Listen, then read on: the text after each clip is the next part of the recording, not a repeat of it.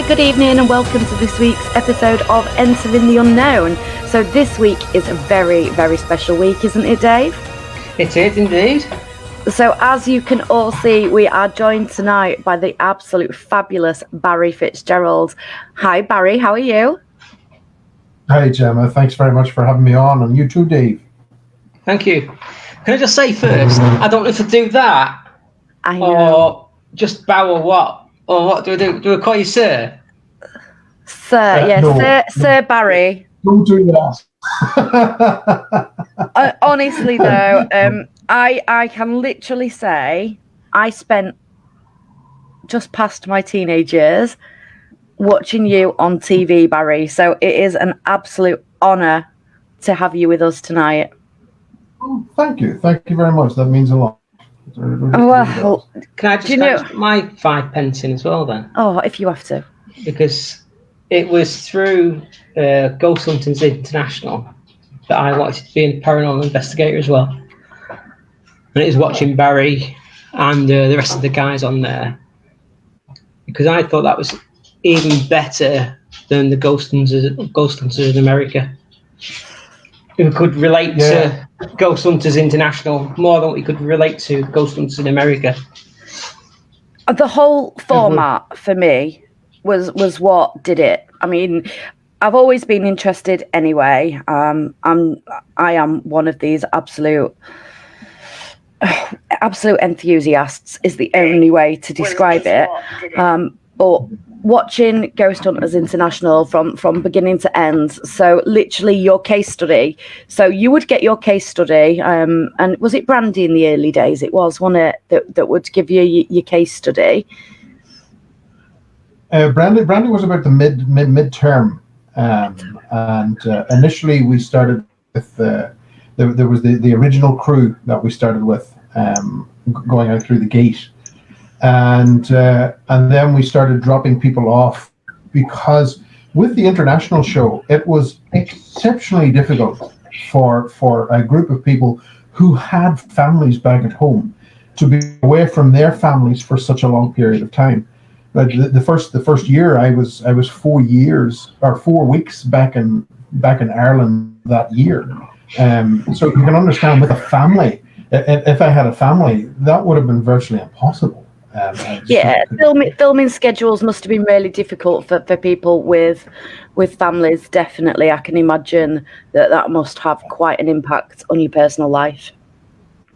Oh, it absolutely did, and this of course led them to the revolving door where we started getting other researchers coming in, and then they cycled out, and because of primarily of that particular issue was that they were gone too long from their family. And I made some fantastic friends within the group, and we saw some amazing things and experienced a lot of wonderful and equally enigmatic things as well throughout the world. But it was amazing how many things that we experienced when the cameras were switched off. Well, isn't that always the case? Always. Yeah. You could try your hardest, day and night, get absolutely nothing. The minute you turn those cameras off and you pack up your equipment, it's just all hell breaks loose around you. So thanks for that. Well, this in itself is something that I've continued to work with to try and understand this and see that there is a conscious connection between the observer and whatever these things actually are. And I'm not going to go down the route and say that this is Great Uncle George or Auntie Betty. I'm not going to do that, because there is a huge step that we have to bridge there in understanding what these things actually are. Barry, I love you even more.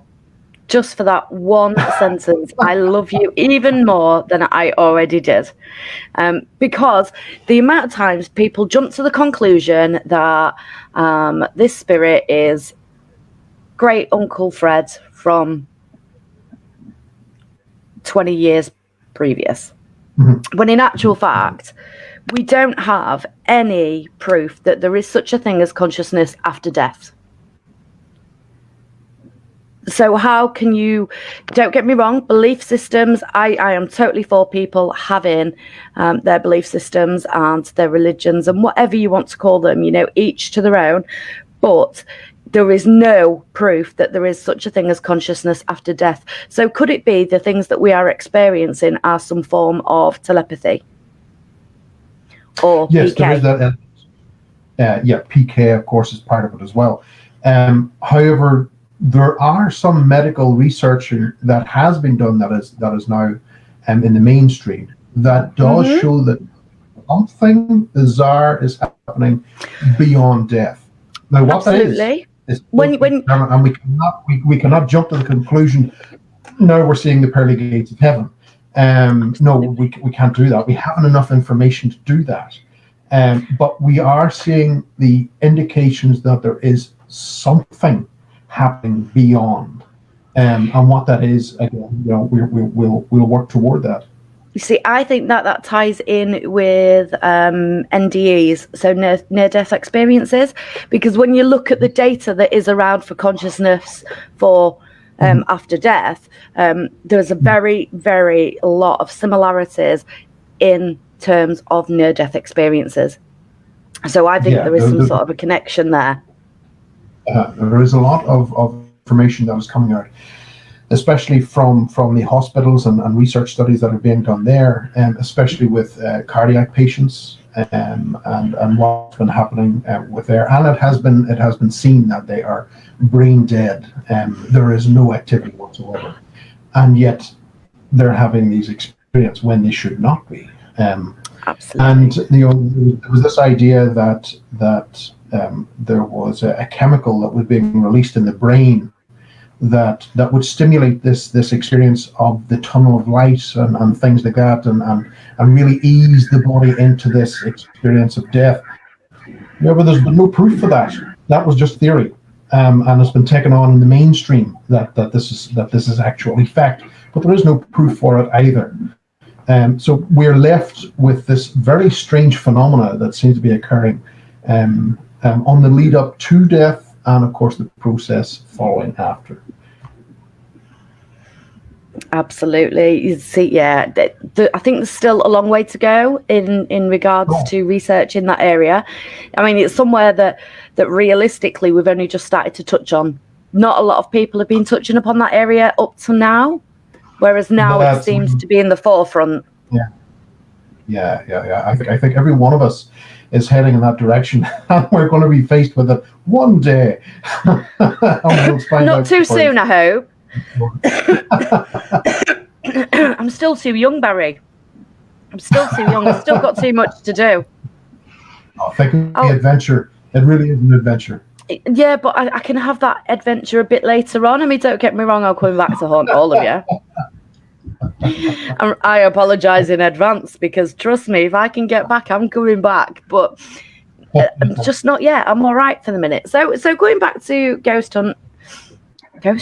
What am I on about? Ghost Hunters International, if I can ever get my words out. So where did the idea of the show come from? That came from Los Angeles. That came from the production company, and they of course came across to Ireland with the Ghost Hunters group, and they needed someone here in Ireland, and they were put in contact with me, and I wasn't to go on screen. I was just there to initiate the handover between Sean Ryan at Lep Kessel and the Ghost Hunter guys. But as fate would have it, Steve Gonzalez had to be taken off the plane, apparently, and before they left New York. So they were one man down. And when they arrived, they said, "Barry, would you consider going on screen?" And I said, "Well, okay." And that was it. If I have to. Yeah. And then I got a call from Los Angeles and said, "Look, we're doing an international team. Would you consider being part of it?"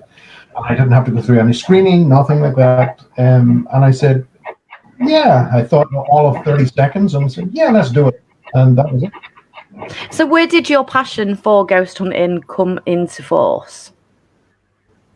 I think for me, it definitely was in my early childhood.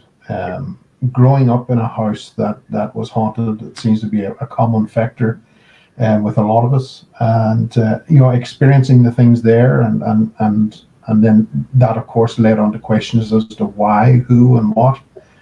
And between that and my father, he really was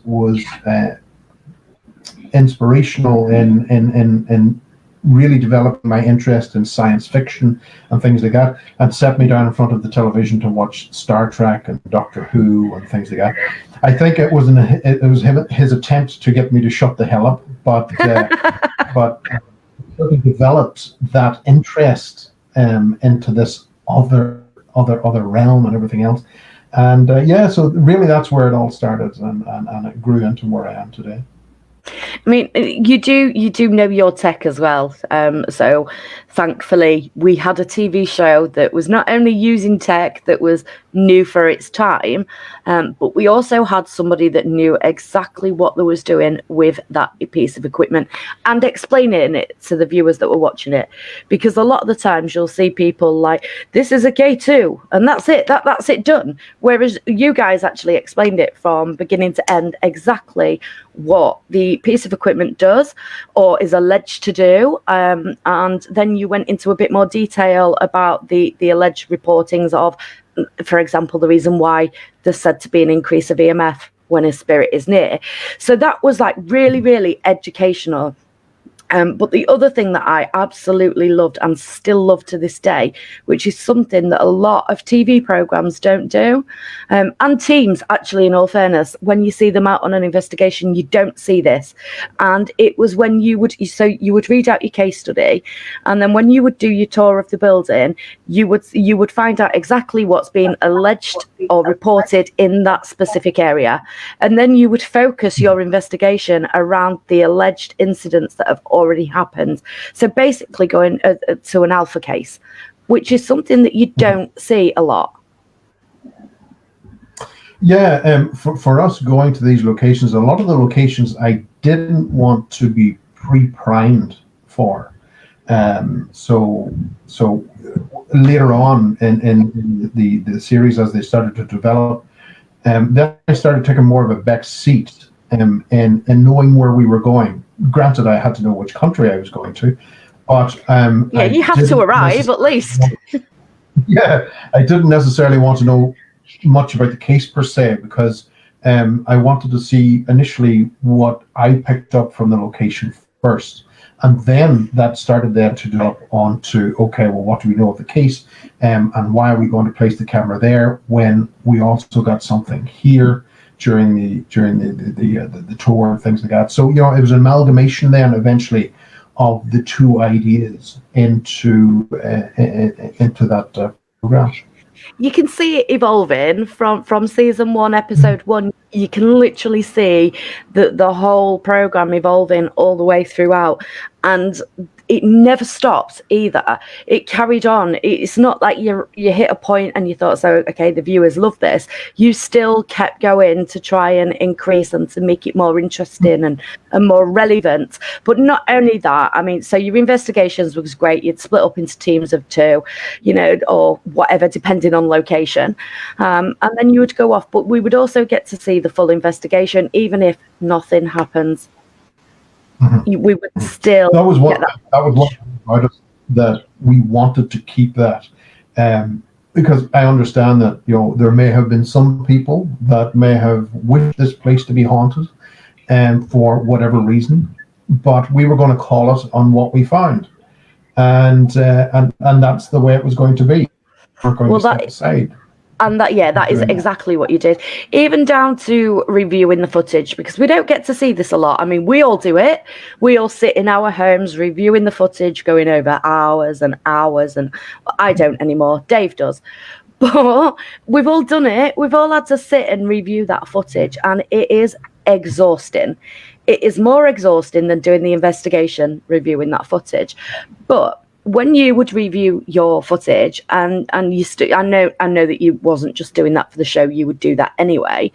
But when you was reviewing that footage, if you caught something, you wouldn't automatically say, I'm going to put a red ring around this, post it on social media and say it's a ghost. You would say, right, okay, let's look at it realistically. So that camera was facing that security camera, so is it bounced back from the IR? You know, you would give reasons for it. And then when it comes to orbs, because back in that day especially, orbs were everywhere, right? Still are. They still are. I know, Barry, I know. but back then it was the major thing. It's EVPs now that are taking over, but back then it was orbs, and there was everywhere. But you would quite openly say, look at the flight path, slow it down, you can see the wings, that's a bug. You would call it out straight away. And that was when it comes to the likes of IR technology, we understood that dust from our skin, from the dust that we're casting up on the ground, what's carried in the air currents, all of those will show up in infrared. And the problem that we face today is that the little point and shoots, the little compacts, the closer the lens is to the flash, you're going to get these silly little orbs. But what I was truly interested in, from my perspective, was the orbs that produced their own illumination, self-illuminating orbs, because they were a totally different kettle of fish. And that's why one of the cameras... Dust doesn't produce a light. No, it certainly does not. And that's why we really stepped into this idea of developing the cameras that absorbed the light that was in the environment, but did not produce light. Because we wanted something that didn't make an impact on the environment. Mm-hmm. It was just an observer. And we broadened the spectrum and allowed it to see on both ends. And that's when we started catching these illuminated orbs that were producing their own light. In fact, in Nottingham, I can't remember the castle offhand, but that particular place thrilled me to no end, because the orb that appeared in the basement produced its own light and started scanning a wall that had been, someone else was looking for something in this wall and they had pulled part of it down. But whatever this thing was, it produced its own light and started scanning the area that was damaged, almost giving us the sense that it was also looking for something. And that footage like that is exceptionally rare. I was going to say, that's not something that you get on a regular basis at all. Mm-hmm. I don't think I've ever personally caught anything like that.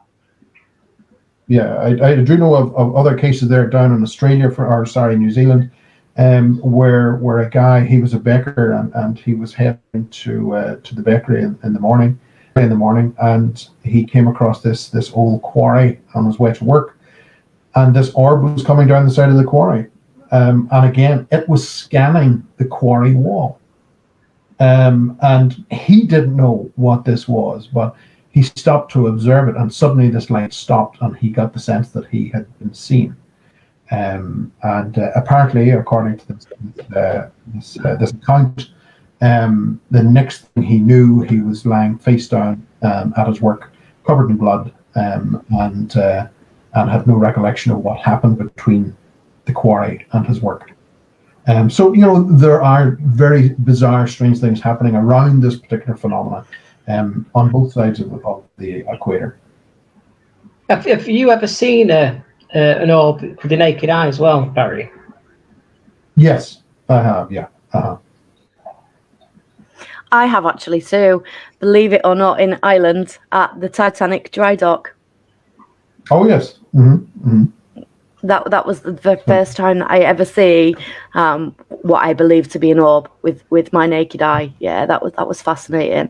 So Barry, I've got a question, because one of my most favourite locations that I've been to, I say one of, I've got so many, it's unreal, but one of my all-time favourites is a place called Lycian House in Ireland. Have you investigated that place? I have not. I'm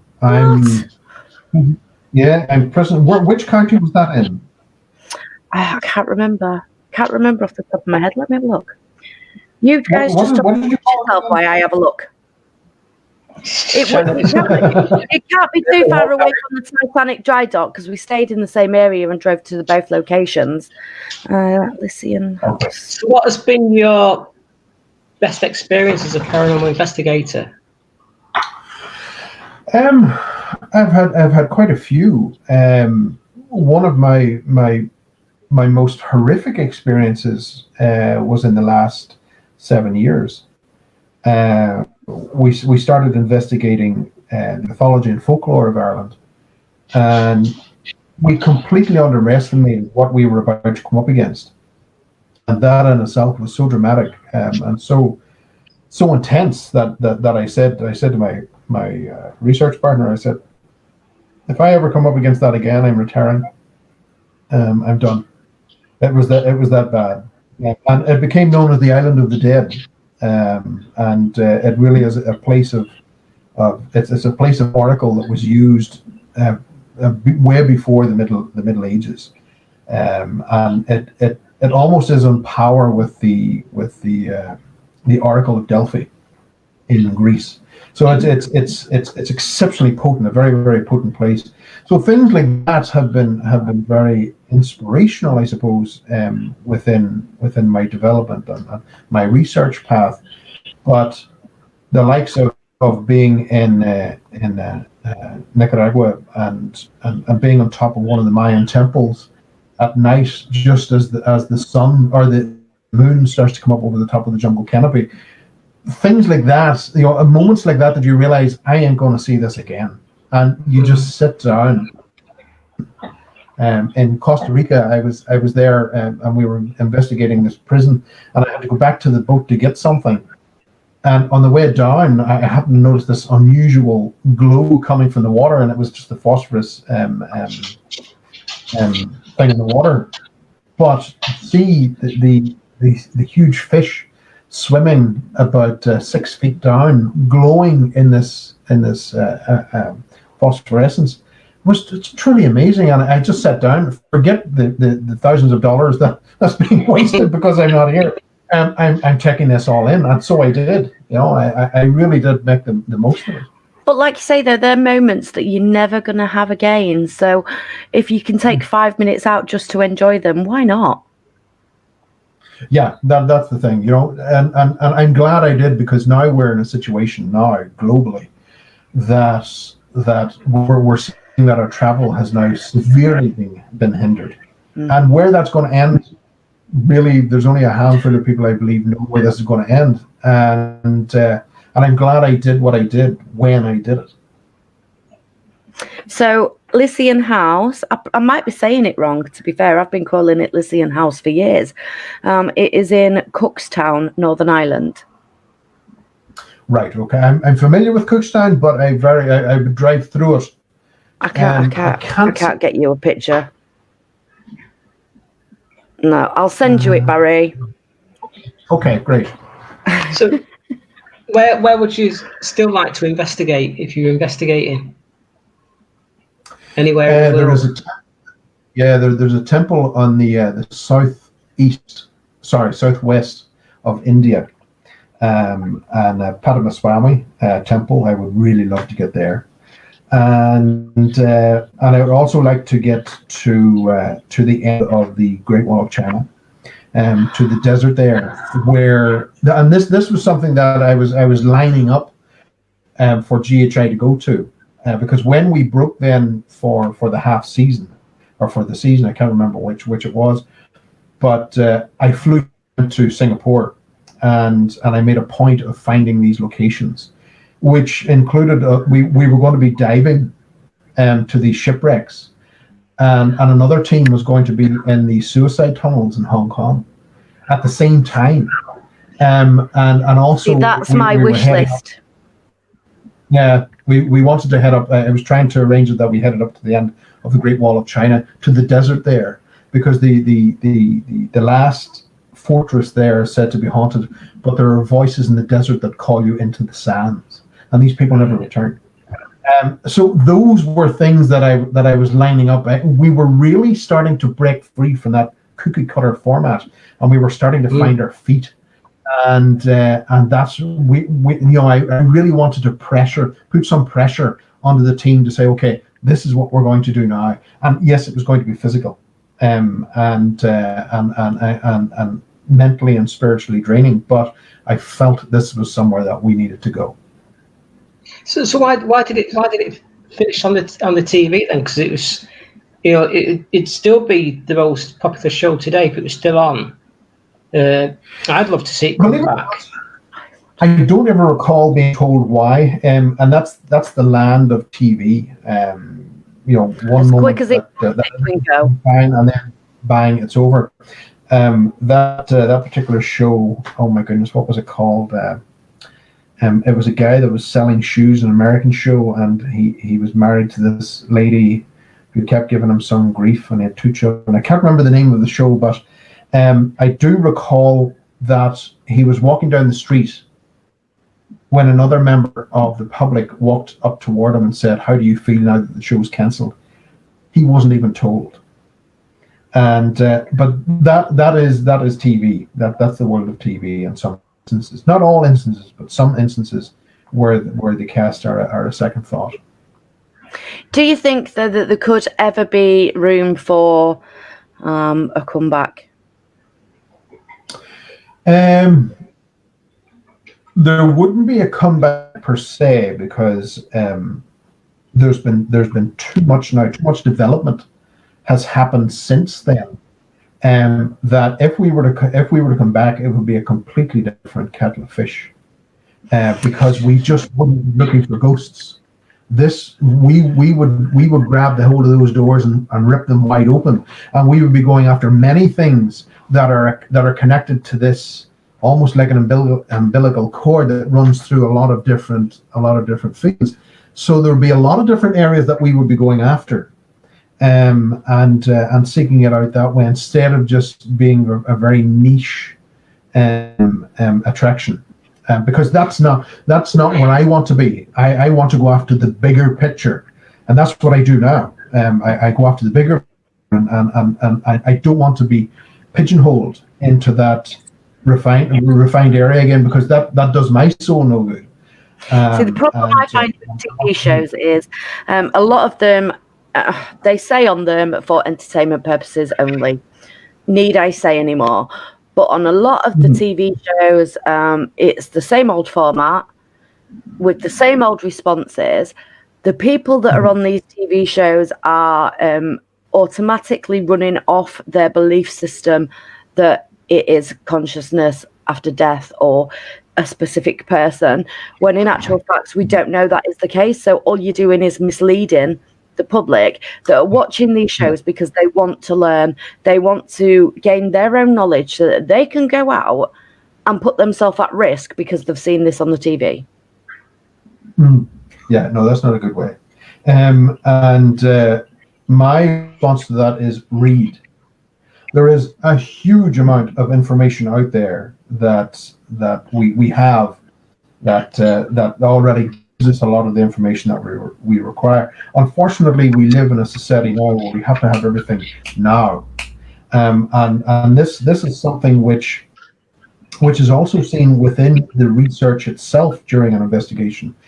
In that when we have the activity actually happening, it sounds like it's happening already with you, Dave. When we have the activity happening, we're not questioning the activity because we have to have it now. We want the experience now, and not understanding that, wait a minute, we need to really knuckle down here and find out what is this. And the problem is when you start bringing a television camera or any camera to the party, such as those, they back off. They do not want to be found out. And it's edited. Sorry? And the editing, it can be edited into any which way they want. Oh, it can. You really are at the behest of the editors. But when you've got paranormal phenomena happening, I tend to find that the activity when the camera is introduced backs off. So when the camera backs, or when the activity backs off, that's whenever I become suspicious, because I want to find out, well, why did it back off? What reasons are there for it to back off? Because if it's here for my betterment, if it's here to try and give me this information of being, survival after death and everything else, what has it got to lose if the camera comes out and lots of people see it? So now questions start to have to be asked and have to be answered, which unfortunately many are not being answered. We cannot be in a situation now where we accept the first thing that comes along, and that is a problem. Massively, yeah, massively. So I'm going back to the reading comment that you made, Barry. Have you got a favourite book that has really stood the test of time with you? Yes, and it was called Jadoo, and it was an absolutely amazing book. I'm trying to see if I have it there on the shelf. I don't, but it was John A. Keel that God bless his soul. John A. Keel wrote Jadoo, and that was just absolutely amazing. The story that he weaved through that just really touched me in a lot of different areas, and I thought it was amazing. Truly amazing. I quite like John A. Keel anyway. I quite like his writing style. One of my favourite books is actually the Mothman book. Oh yes.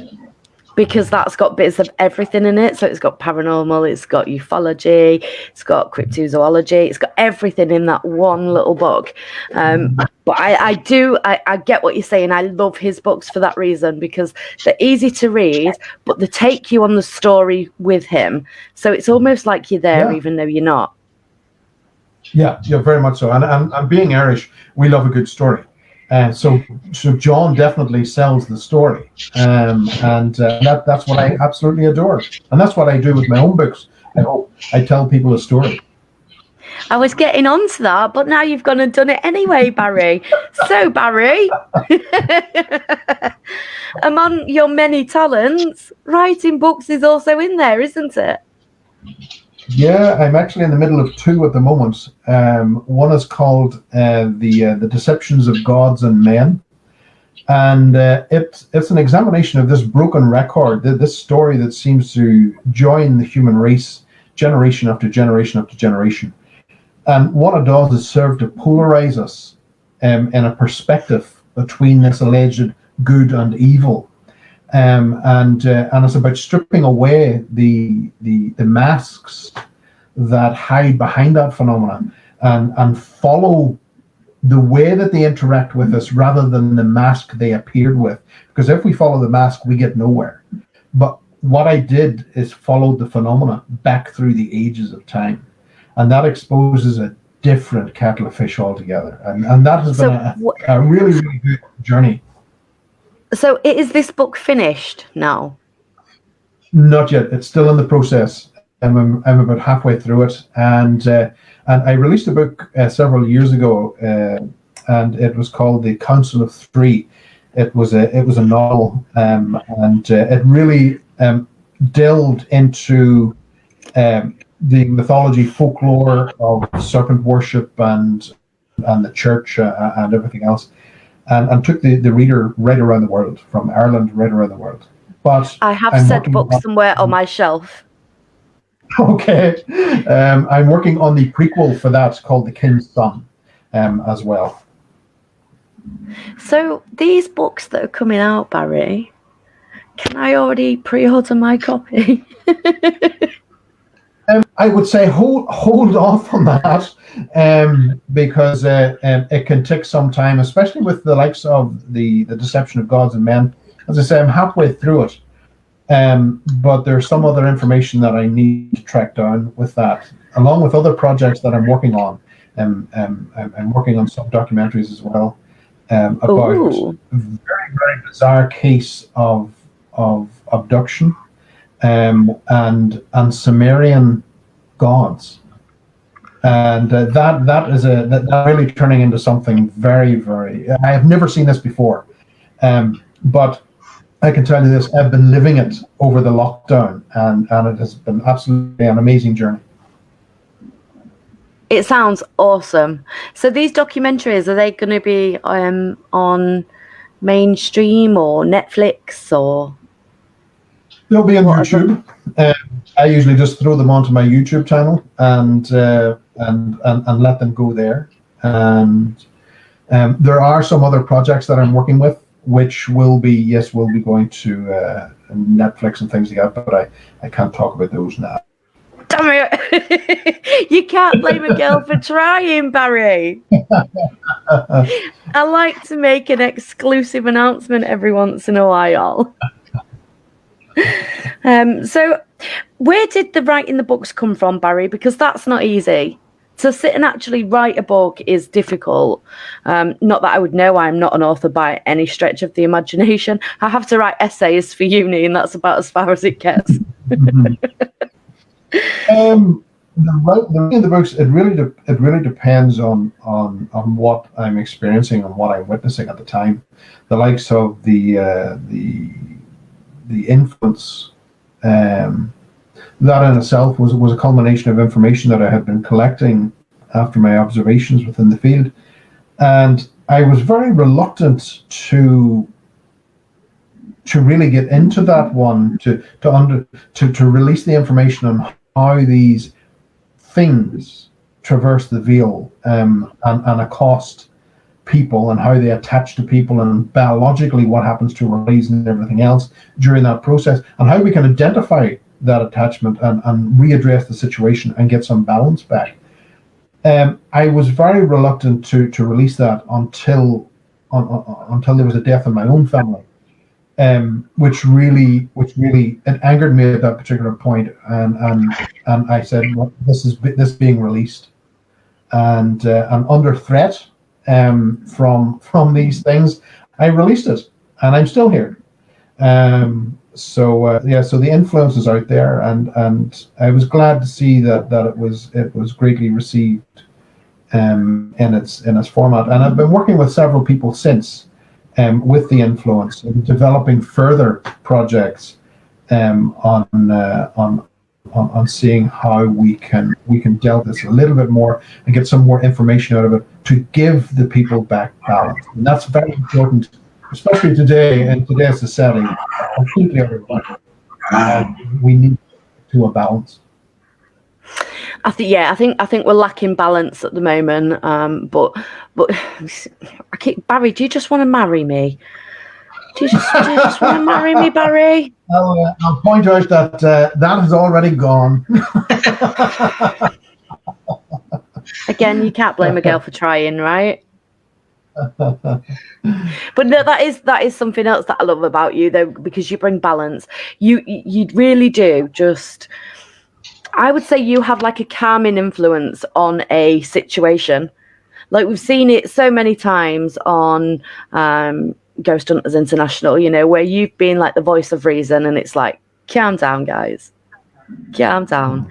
Like, is it Chillingham Castle? That episode is just jumping into my mind. I know at one point during that you was like, right, okay, guys, let's have a look, and you've got that calming persona, and it just makes everybody feel relaxed. And I think that, yes, Chrissy, that is a first for this episode, or for this show. You're very welcome, everybody. Everybody's taking the mick now, Barry, because they're like, that's a first. Proposal live on Facebook. I have to say, believe me, I can scream like as good as the rest of them in some cases. I can remember being in Argentina, and I was in this dark room, and the walls were painted black, and they had pictures up of Victorian pictures of dead children up on the walls. These old death pictures. Now the room was black, so it absorbed all the light. Now, I wasn't paying attention. I was just simply looking at the photographs as Miss Ashley and Joe Chin stood behind me, and they knew that my nemesis is mannequins. And I never saw this little tiny child propped up against the wall until I turned the flashlight around. And I can tell you this, I screamed louder than Brandy Green that day. There are instances where I can be caught out, but celebrate. Yeah, but they're only instances, that's not all the time. It is once in a blue moon. And it's mainly, actually, in all fairness, as you've just said, it is mainly based around mannequins because you really do have a real issue when it comes to mannequins. Just going back again, though, do you remember when you did Mary King's Close? Yes. Something that always stood out to me, because we didn't see a lot of provoking back in those days. I say back in those days like it was like 50 years ago. In all reality, it wasn't that long ago. But provoking live or on a TV show wasn't something that was every day.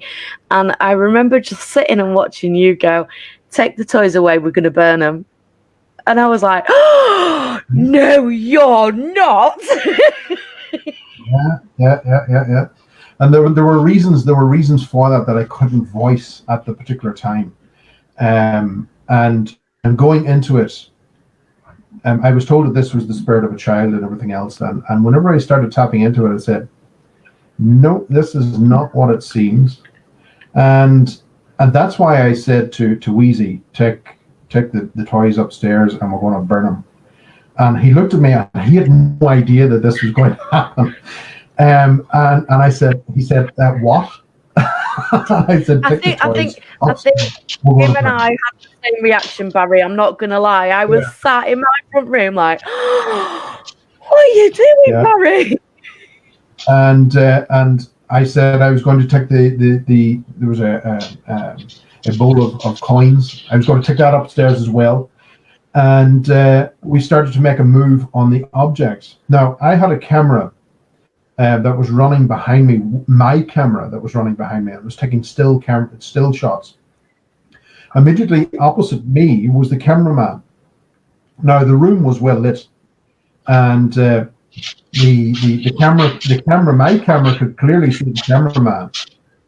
But as the shots went ahead, as we started this process of drawing this thing out, the room started to get darker and darker.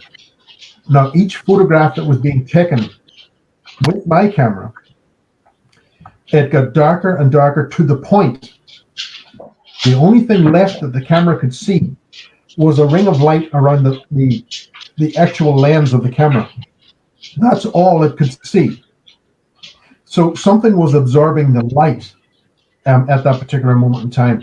Not only that, but the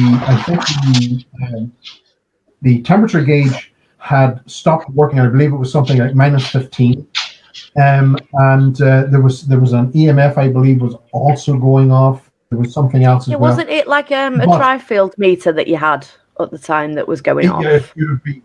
But at that particular moment, when things were about to happen, that's when our executive director kicked the door in and said, "What the hell is going on in here?" At that particular moment, everything stopped. It's just going to change the atmosphere. And the light went back, the temperature went back, everything was fine.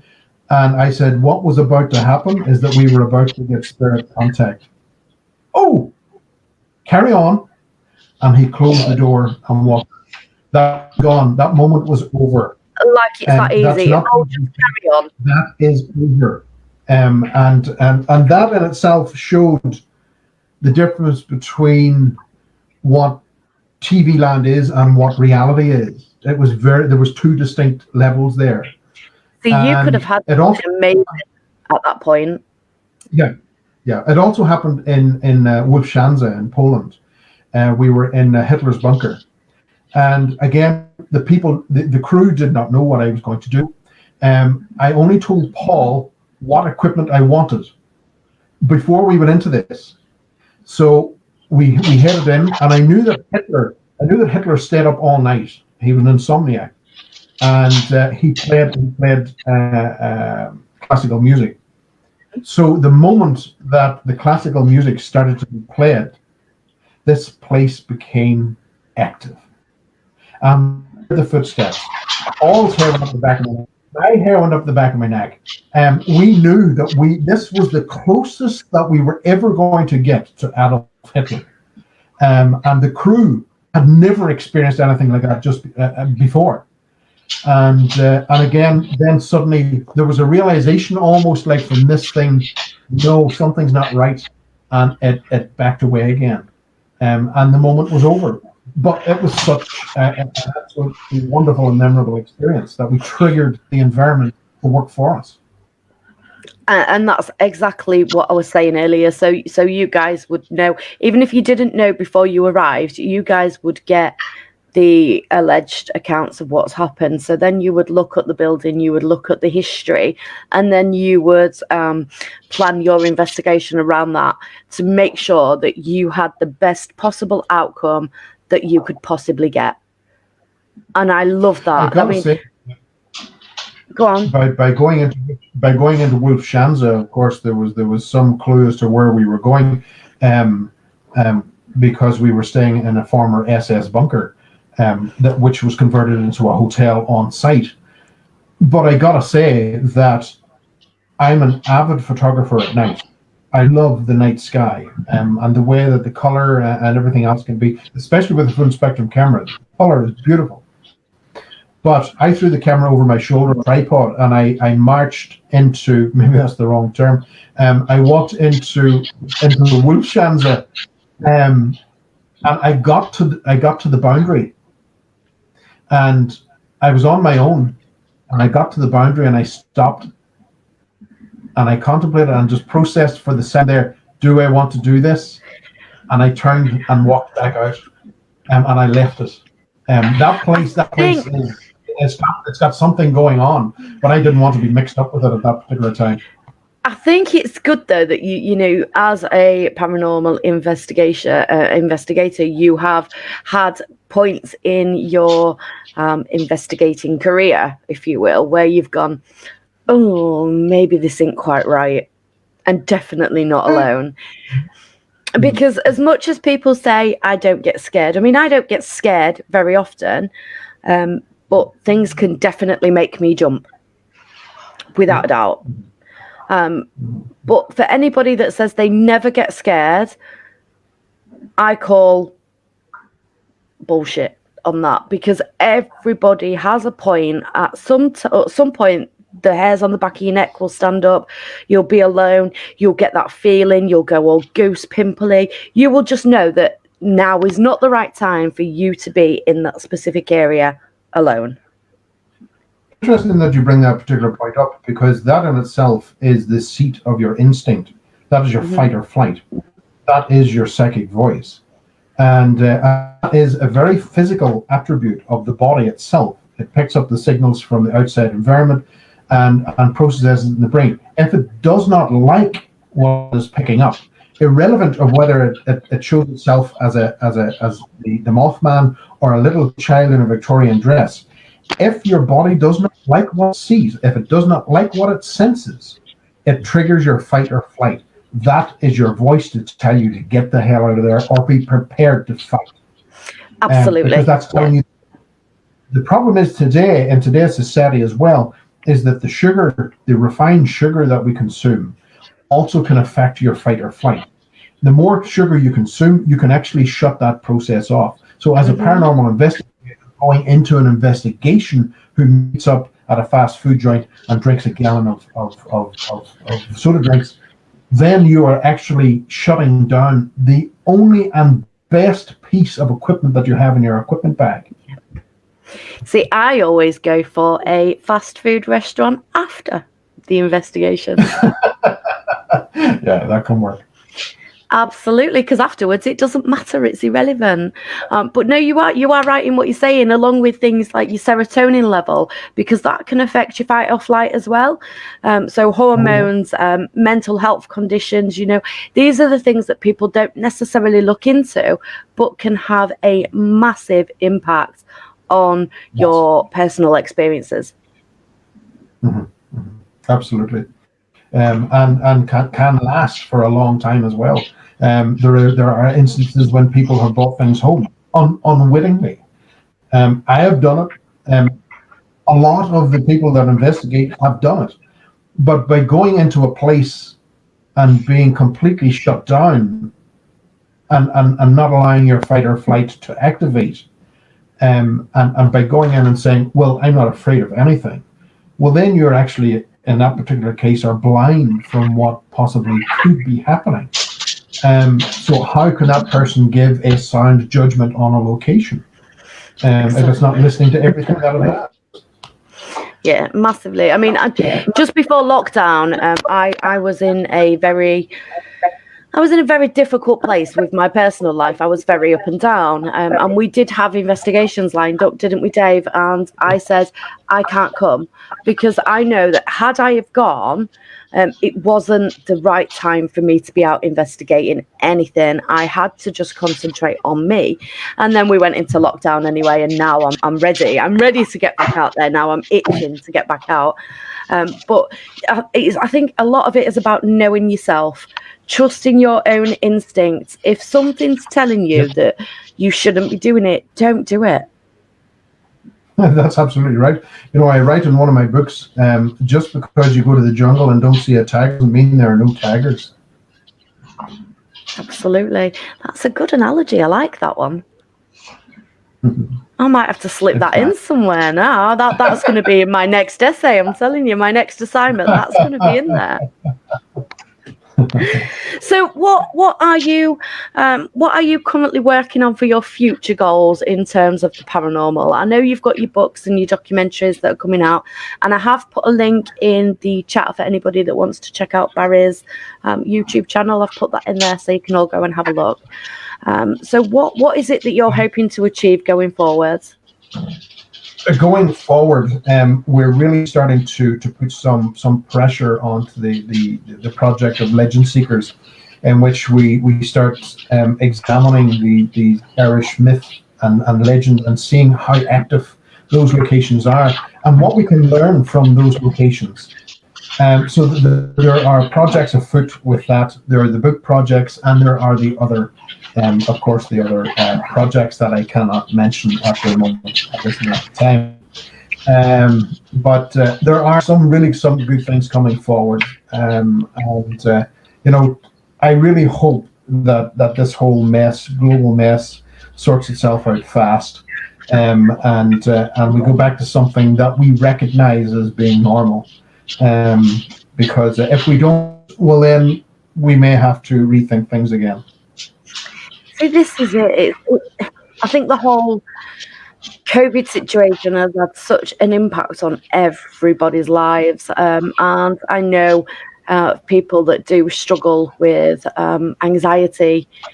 This whole situation has made it 10 times worse. So, you know, ideally moving forward, it's going to hopefully shift. We're going to find a vaccine, fingers crossed, and then we can return to some form of normal. I don't think it will ever go back to normal as we used to know it. I think it's always going to be personally, I don't think I think the problem that we're facing is that every government around the world seems to be relaying contradictory information, and that in itself is causing issues. And the fact that the normal person is getting their information now, what they feel is sound information from the internet and not from the mainstream media, that is a very, very difficult situation to be in. And it's the same in the paranormal field, though, isn't it? Oh, very, very much so, very much so. But Eamon Holmes, several days ago, I put a post up on my Facebook, because he had said that going into this was a state of emergency, and mainstream media were not allowed to question or and had to toe the party line. So that spoke volumes as to why mainstream media is not coming out with a more balanced perspective of what is happening at the moment, and that in itself is causing a huge impasse. It's scary. It really is scary. Somebody in the chat room has actually just said, not only have they got COVID, but they've got Trump to contend with. So in a way, I guess we are quite lucky being in the UK. I mean, you could just drink some Dettol and you'll be fine, right? Trump or Sleepy Joe, yeah. Damned if you do and damned if you don't. Oh dear, honestly. So I guess we are quite lucky, really. So I've forgotten where I was going to go with that. I've got like a 2-second memory. It's shocking. So go on then, Dave. We'll let you have a word. Do you keep in touch with any of your fellow investigators that used to be on the show? I do, yes. Just before lockdown, Paul was here.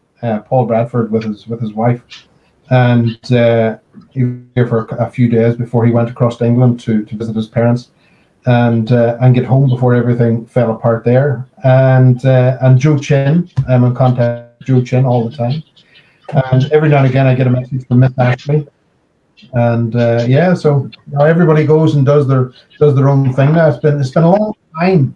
We finished filming, I think it was October 2011. So it's been there's a long time has passed now for that, and life takes over. And let's take over, yeah. Joe and I did something, and Paul, about 3 years ago in the Arizona desert. We went and shot a pilot, and there was both myself and an Irish guy, another friend of mine. We headed across, and this came at a time. I always assumed the desert was going to be warm. No one told me that it snowed in the desert. And we arrived to this storm that blew off the Pacific, and it was called Lucifer. And I thought, what is the chances of that two Irish guys would land in the desert facing off Lucifer? It's almost fucking biblical. And the desert turned into a swamp. I never ever seen that before in my life. But we just have to laugh it off and move along. So did you rock up to meet Lucifer wearing shorts and t-shirt? Pretty much. Oh dear. But you live and learn. Absolutely. Always pack some rainwear just to be on the safe side. No cover. I know we've got Rob Demarest. He's on our group. He's a member of the group, and we also have Brian. He was asking about the day.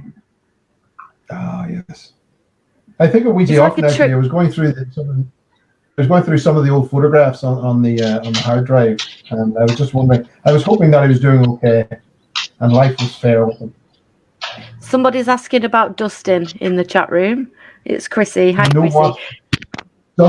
Dustin was a real classic gent.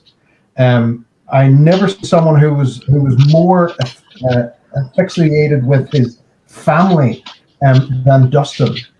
And it was very good to see, and I have a lot of respect for Dustin. And we had many adventures.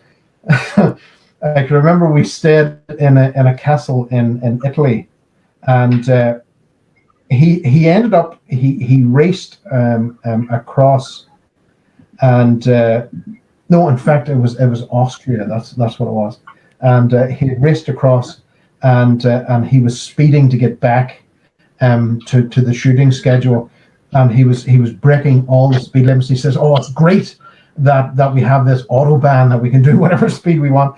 And I said, "No, they don't, Dustin." So yeah. What speed fines he wrecked up? Is Dustin the one that used to have that cap on with no top on it? Dustin, yeah. Used to be back, why is he wearing that? I think he made a good team. I have no idea because he never wore it with us, and I don't think he would have got away with wearing that in Europe. But there you go. So has this been like a little trip down memory lane for you then, Barry? Because we've touched on quite a bit of your past, really. Oh, it has, and and every now and again when I get to a quiet spot, I'll throw my mind back to some of the experiences that I had on it, and a lot of the things that I saw and other people that I met. I thought it was exceptionally interesting to to meet other people of culture and faith and get their perspective on things. My only regret, my one main regret, is that when I was in the Philippines, I spoke to a guy there who was like a shaman, and he would be called in if the jinn were causing an issue in a property. And I said, and what do you do if they are causing a problem? And he says, well, I'll mediate between the two till we get an amicable situation. I said, well, that's good. And what if you can't? Then I have to kill them. And at that particular moment, I thought, oh, well, I don't want to know that, because the jinn will kick my ass. So I wanted to know nothing about it. But now that is my one regret, that now I want to know, how did he do that? Because they are known as exceptionally vengeful and follow and move in family units. So how do you actually do that? So I regret not following through on that and asking how he actually did that. See, Did you investigate Dracula's castle as well in one of the episodes? We did. In Panari, yes, 1,642 steps. I remember. not that you was counting, obviously. In 30-degree heat, nasty. Have they not put a lift in yet, or at least a stair lift? Yeah. Oh, I can't possibly go if I've got to climb up all those stairs. I'll have heart attack. Can I take my gin with me? I give a very bad review on Airbnb. Oh my God. Well, Barry, we have been waffling for an hour. I could talk to you for hours and hours and hours, though. But it is time to draw it to a close. Barry, thank you so much for joining us tonight. It truly has been an honour to talk to you. Yes. Thank you. Well, don't be a stranger. Say that again, Barry. Thank you. Oh, you're very welcome. Dave and Gemma, take care. Barry, you just stay there. So for everybody watching us tonight, thank you so much for joining in as always, and we will be back next week. Good night, everyone. Hey guys.